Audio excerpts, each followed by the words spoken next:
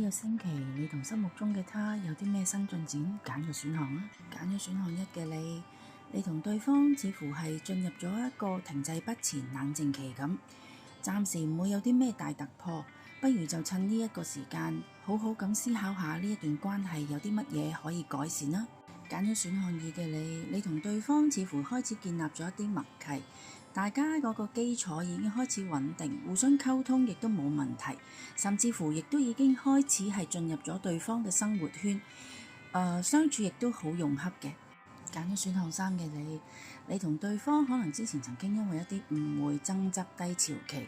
令到大家好唔開心、好執着，有陰影，甚至乎有傷痛。不過呢啲問題嚟緊呢個星期，你哋都會開始破冰，亦都會嚟到和解，開始慢慢會好返。如果未訂閱嘅，記得撳訂閱，撳埋鐘仔，